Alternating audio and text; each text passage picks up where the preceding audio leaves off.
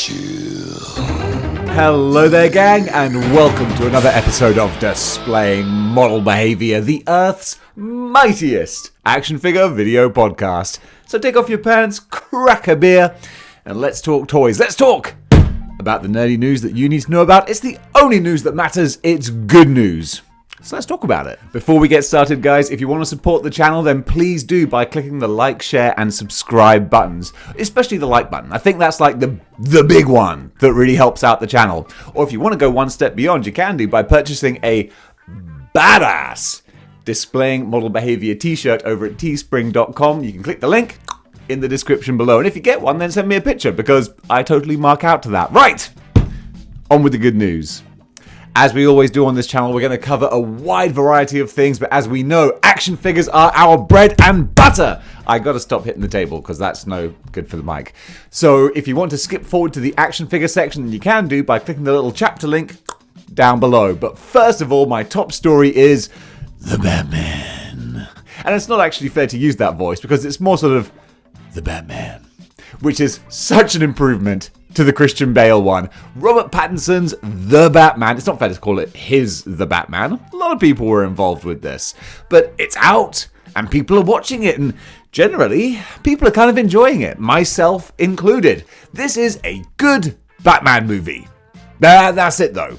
I'm not going to say this was the greatest Batman movie ever made. Honestly, I don't think that's been made yet. So I'm still waiting for my perfect Batman movie, which is more comic booky, but with that real tone. This is again going like grim, gritty, dark, real worldy, even more so than Nolan, a bit more stylized. But I know that everyone's making this comparison, so let me jump on the bandwagon. Very Saw, very Seven, not in its gruesomeness, although it is quite, but just in its feel, in its tone. It's quite kind of oppressive, but not in a bad way, just that is the style. It's actually, for a dark film, very beautiful. It's stunningly shot with the lighting and production style. It's a joy to watch something, even though it's actually quite dark and dingy. It's very cool. It's a cool movie. It's probably the coolest Batman movie, which sounds like a funny kind of praise, but it is. And it's got some great little moments where you're like,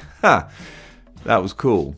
Now then, there's great performances all round. I mean, I think sort of the standout is absolutely Colin Farrell, who just gets lost into the role of Penguin. You would never know it's him. But Pat, he's great. As it started, my first kind of like little niggle was, he's morose Batman / Bruce Wayne the whole time. There's no, levity. You know, I'll give Christian Bale credit. His Bruce Wayne was good, and you had that lightness. Whereas with Robert Pattinson, he was Batman all the time. And what was good though was that there was actually a reason for this. That the arc of the story played out in a way that you're like, oh, okay, I get why he was like that. So that's fine. But also, it does mean that there is no levity. Okay, there's pretty much nothing to give it a little bit of upbeat typeness. But Pat's as Batman doing his Batman-y thing, he's very good. He's intimidating and threatening, but not like he's putting on an act. That was always my problem with Christian Bale. It was like, now I'm gonna pretend to be scary Batman. This is my scary Batman voice. Whereas Pat's is just like, no, this is just kind of who I am. Scary dude, gonna cave your face in. So I thought that worked brilliantly, and I loved something we've not actually seen in the live action Batman movies is Batman at a crime scene with the police around him. He's not hiding up in the shadows waiting for them to leave and then sneaking around with a torch. He's there with Commissioner Gordon. They're talking shop in front of the police, and yeah, the police are like, is this okay? And Gordon's like, nah, it's fine. I've got this. Everyone talks like this in the film. But it doesn't get annoying. But it's just great to see Batman looking at a crime scene being a detective.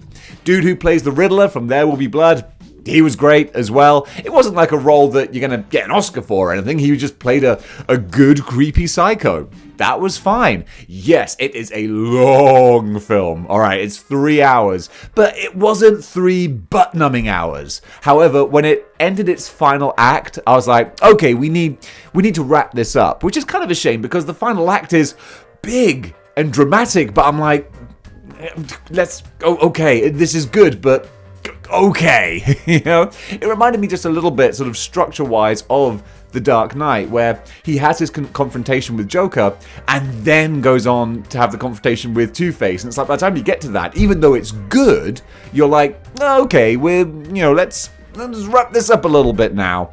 But still, I'm not going to complain about that because it was a good, solid 3 hours. Zoe Kravitz's Catwoman, she was great. Didn't feel shoehorned in. I thought that might be the case. I thought they might be like, well, we got to throw Catwoman in, get a little bit of smoochy, get something for those demographics that like to see some romance. Didn't feel shoehorned. That was a massive, massive thing that I was like, is this going to work? It does. She's excellent. I mean, stunningly beautiful, but that's belittling all of her other talent. So, I'm just a terrible reviewer. Her actual performance, her presence on screen, the way she carried herself, she's excellent. I'm really, really impressed with Zoe Kravitz, and I'd like to see more of her. She was very likable. She was sassy, but still likable, and that's actually really a difficult thing to marry, but they did it, so kudos to that. And then just on the whole, everything else just fit together. One of my favorite scenes, if not the favorite scene for me, like the biggest adrenaline pumping scene, was the Batmobile car chase. Oh my goodness, it makes me sound like such a basic bitch. It's like, what was your favorite thing about the film? The car chase! But it was. I mean, that Batmobile, that's freaking badass. And it looked like something that somebody who knows what they're doing could make themselves. You get I'm told it's a souped up Dodge Charger. That makes perfect sense. You get a Dodge Charger, you know what you're doing, you can turn it into that thing. And the sound design, the rumble, you could almost feel the earth shake as the engine rev. That was so freaking cool. My only gripe with that was that the car chase that then followed it, so much death, so much carnage. You don't physically see someone die, but there is no way, with the destruction they caused on a freeway, that there weren't piles of bodies littering the road as Batman drove away. I'm like, so you don't kill people, but you will endanger as many lives as you like. And the problem with that car chase was that there was no urgency to it. There was no time factor. There was no reason he had to chase the Penguin to that extent. Because the Penguin's not going anywhere. What's he going to do? Go back to the Iceberg Lounge or whatever? Fine, just go meet him there. There was no essential, I have to catch him right this second. So it reminded me of the Blues Brothers, where the stakes are so low. And yet the destruction caused by the characters is so high. It's hilarious. And that's kind of it as well. But it wasn't like that because in the Blues Brothers, it's comedy slapstick. Whereas in the Batman, people are dying on the free, explosions, tanker trucks, people are not making it out of there alive. But Batman's like, it's okay because I caught the bad guy. So I'm just willing to look past that. Comic book logic, somehow, by some miracle, no one died. But I'm just riffing on that now. But on the whole, guys, Batman is very, very good. It's doing extremely well at the box office. So it's showing that gritty, long-form superhero movies, they can work. There's an audience for them. So I'm looking forward to seeing more from this universe, more from this franchise. And hopefully we will get to see that very soon. So yeah, bring it on. I thoroughly enjoyed this. Going on to wrestling now, and AEW had their Revolution pay-per-view on Sunday night, and it just totally rocked the house like AEW pay-per-views always do. All killer, no filler. Even the worst match was a good match. I started writing down my little match of the year list as I watched things, and for the pay-per-view, I was like, wait, so 3 matches and 3 potential match of the years. That's ridiculous. I might as well stop writing. Just everything. Everything is match of the year. It's crazy. From the intense opener with Jericho and Eddie Kingston, that was like an All Japan Kings Road type match. Then you got a tag team 3-way. You got the dog collar match, the main event, just everything. It's too much. And that is almost a problem. It was a lot, especially in the UK when we're watching this from midnight till 5 a.m. It's 5 hours. 5 hours of wrestling. I was flagging. And I think you could have taken a couple of matches off the card, made it a little tighter, and then the audience would have been more bam, the energy would have been higher. But then we would have lost some amazing matches. So I'm torn. It is really tough. It's a happy problem when you're complaining that, like, there are too many 5-star matches on this show. I'm getting tired. But that is kind of it. It really annoyed me to an extent that the crowd were a little bit... They weren't checked out by the main event, but they were kind of tired. And just like children, they get kind of silly. Rather than being into the match, they're just doing like silly chants and stuff, which was actually kind of fun that by the end of the match, the wrestlers had won the crowd over, so they weren't doing silly chants. They were actually chanting and shouting for the wrestlers themselves, as opposed to just amusing themselves. So it goes to show what good professional wrestlers can do. They won the crowd back over. But yeah, I thoroughly enjoyed it. Fantastic show from top to bottom. I should start doing full separate video reviews of shows. Maybe I'll get onto that when the channel's expanding. In the meantime, though, if you have even a fleeting interest in AEW, go watch Revolution. Pay your money, and you're going to get your money's worth. Absolutely fantastic. Going over to comic books now, and Marvel have released their first in the new Punisher series, and it's Punisher in league with the Hand, and it's like Samurai Punisher, and I don't know about this. It seems like it's an interesting take, because in fairness, you gotta freshen things up sometimes. You know, right now, Ben Reilly is back as Spider-Man because sometimes you gotta shake things up and see what happens. Punisher is awesome. People love the Punisher, the guns, the skull, the whole motif, but you can only do that so long, and you know that we'll get back to doing that at some point. But right now, we're going Ninja Punisher, which raises a whole bunch of questions, like why is the Punisher working with a criminal organization? That doesn't seem Punisher-y, but I'm willing to let this story play out and see what's going on, because I've got to say, color me intrigued. So Marvel have released some previews of the first few pages. If you're not entirely convinced to part with your money, take a look. The artwork looks fine. It's not my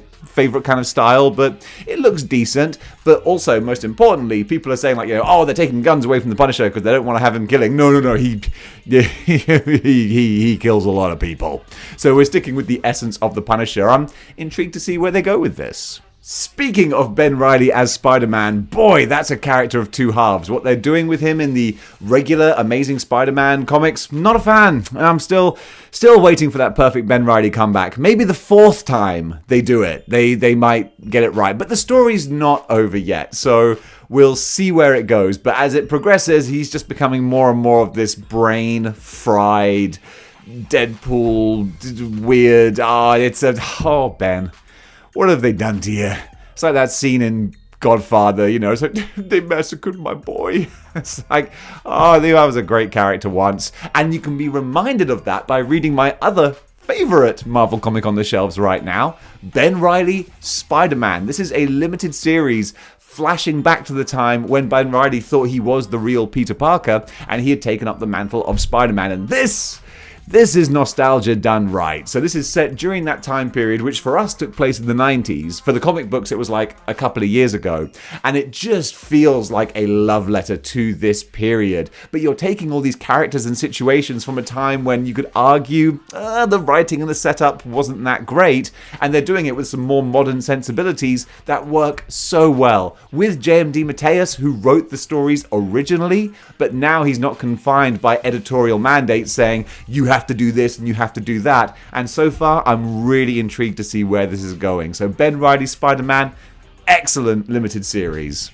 And let's go over now to figure news. And I'm going to mix things up a little bit because there's not like a huge amount of classic action figure stuff to talk about, but there are a few things I want to highlight. First up, Jazzwares have revealed some of their new AEW figures from the Unrivaled series. Unrivaled Series 9, I think this is now. We're getting pretty deep, which is kind of awesome. The biggest thing to kind of report on, I think, which is one of those sort of I'm not crying, you're crying kind of moments, is the Brody Lee and -1 2-pack, which just is kind of a beautiful little tribute. So if you want to, you can get this commemorative 2-pack. I'm sure that various profits are going to the family, which is super lovely. There are some pictures of his son, Brody Lee Jr., with the 2-pack of him and his dad. Oh boy, that is a real lump in the throat one. And it looks like just from a aesthetic action figure standpoint, it looks like a great package. The artwork, the box, the presentation. I don't collect AEW figures, but I think, especially if this is going to, like, some of the profits are going to a good cause as well, I would like to pick this up because it seems like just a nice thing, basically. So I kind of love that. So yeah, Brody and -1, that looks really, really awesome. That's a lovely thing to have there. And then the rest of the line, it's got some good looking figures in there. Some of them do fall into that classic kind of pro wrestling category where it's like, well, we have the body mold, so we're just going to use this for everyone, even if some of them do not look like that. So you got guys like Eddie Kingston, who I love the fact that Eddie Kingston is a real average Joe looking dude. You know, he's got a bit of a derby on him. He's got just all this personality. That's what's great, but you wouldn't know that so much from his action figure, which is much more action figure proportioned, but that's something that often happens with pro wrestling figures. I'll let it slide. But then we've got other ones like Brian Cage, Miro, Thunder Rosa. Thunder Rosa is just so wonderfully toyetic. There's a special edition Darby Allin coming in a coffin. Lots and lots of cool stuff. So if you're a big AEW fan, pro wrestling, Jazzwares fan, there's a lot of good figures that are on the horizon. Super 7 have shown off images of their Teenage Mutant Ninja Turtles Ultimates Series 7 figures, and there's some bright, bombastic, crazy-looking characters in there that I mostly don't recognize. My Turtles knowledge is not that deep. I was a big fan of it as a kid, but then this goes deeper. But there's some cool ones, so let's take a look at them. First of all, we've got Gorilla, which is actually kind of a cool name. I like that. The Gorilla. And just as a toyetic looking character, he looks more like, from my eye, kind of like an N64 video game type character. But that's super fun. Bright, bombastic, colorful. I kind of dig this guy. No idea what his backstory is, but he has a banana rocket launcher. Yeah, I'm down to clown with that. Then we've got Punker Donatello, who totally just harkens back to the late 80s, early 90s Ninja Turtles, where it was like, what can we do with these characters we haven't done already? Let's make them punks. So I think that's kind of a nod towards that kind of era, and he looks sort of fun. Definitely not something I'd consider essential, but then again, this isn't really a line for me. Now, I love my evil cyborg version of characters, and we've got Cyborg or Robot Bebop, and that's kind of cool. I love that. So you've got this cool metallic version of Bebop. I like that style. A lot of details and like rivets and joints and panels and stuff going on there. He looks super fun. And on the more heroic side, you've got the Metalhead Michelangelo. So obviously we had Metalhead, who's like the kind of generic robotic turtle, and there's a Michelangelo version of that now. So pretty much the same kind of idea, but with some more Michelangelo type deco, but that's a cool little addition as well. And rounding out the set, we have the Triceraton, who looks full-on Mirage Comics type Triceraton. So unlike the animated one, this one is more scaly and a bit more sort of gruesome kind of looking, and that's pretty awesome. I do like the gnarly looking mutants, and this Triceraton, he looks like a badass. So considering that these Super 7s are a little larger in scale, I'm guessing that this guy, he's going to look quite imposing on the shelf. So as always, these figures are going to retail for about $55, and this wave is going to be hitting store shelves around about the first quarter of next year. Now, as I said, there's not a huge amount of action figure stuff to talk about, but you know me, I do like the sound of my own voice. So let's cover a few other pieces. First up, we have the Iron Man Mark III life-size bust by Queen Studios, for the person who has everything. Now, this is going to be one of many things on this list which comes under the category of for the person who has everything. Life-size Iron Man bust. Looks pretty badass. I love just the MCU design of Iron Man, and this is just exactly that. So if you want to have a little talking piece in your room, then that's a good one to go for. I think a lot of people will be very impressed by that. I'm not sure if it's the people that you want to impress. You know, if you want to have your bank manager over, he might be like, we shouldn't loan this guy any more money. He's not spending them on sensible things. He's spending them on awesome things, but I don't know if we're going to see a return on our investment. Speaking of the investment, this is going to retail for $1,430. So that's a lot of cheddar. And it's scheduled to ship in the third quarter of this year. So you're not going to have to wait too long.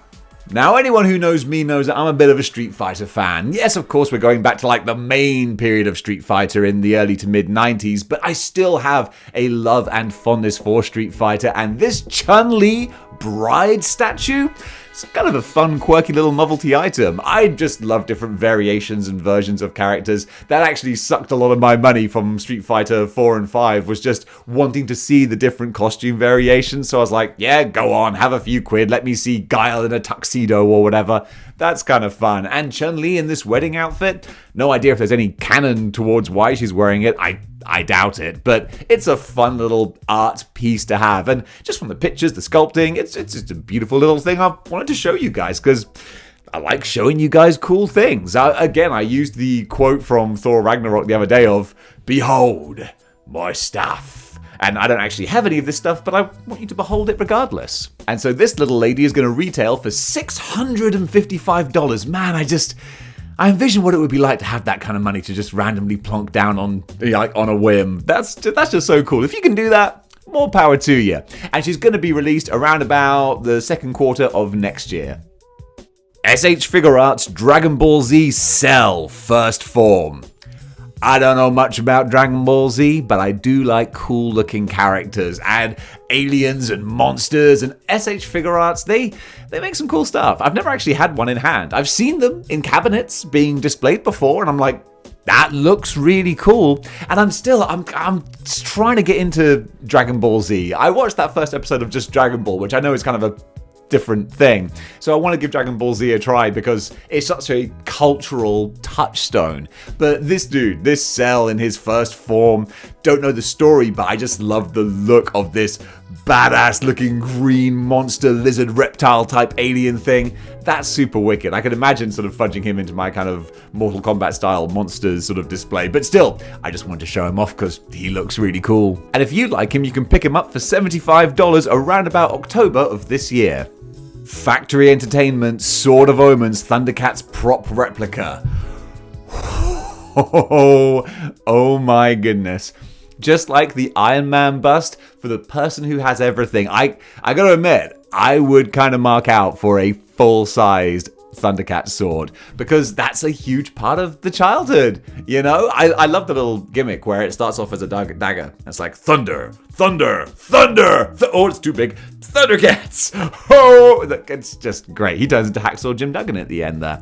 But yeah, this looks really, really beautiful. Like, I could just see that mounted up on the wall. That would look so, so cool. So if you're tempted by this, you can pick it up yourself. It's quite easy. $600. Park that down and you can get your Sword of Omens around about fall of this year. And yeah, that would look very, very cool. And finally, for a very extravagant thing that I could never buy, but I do think would look so cool with my Mortal Kombat type monsters, check out Strangers of Paradise Final Fantasy Origins Play Arts Kai Jack Garland figure. Just look at this dude. How beautifully awesome and awesomely beautiful does that look? I mean, it should do, considering he's going to cost $239, but still, I mean, come on. It's just, you know, it's not that far off from like a hot toy kind of price. But granted, it's smaller, but I just love this design. Final Fantasy has some of the coolest looking character designs that are so wonderfully elaborate and anime. Really, that's kind of the style. But I was just looking at the pictures of this and I was just like, man, sometimes I get a little blown away by just how cool some action figures look. And this definitely qualifies as a cool looking action figure. It should be for that price, but still, sometimes it's nice to not plan to buy something, but just look at it and go, golly, that looks pretty. And folks, that does it for good news for today. What did you think of some of these items listed? Comment below, let me know. Have you seen The Batman? What do you reckon? What do you think about that film? I personally enjoyed it, but also I'm good to rest now. And in a couple of years' time, give me another dose of that. That'll be lovely. And also, like I said, go check out AEW Revolution or watch some highlights or anything. Just acknowledge what a damn awesome show that is, because that's so freaking cool. All right, guys, thank you so much for watching. And until next time, keep displaying model behavior.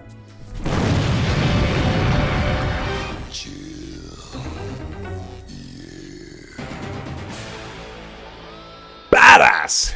Displaying model behavior t-shirt, you can do by going over to I'm going to start again.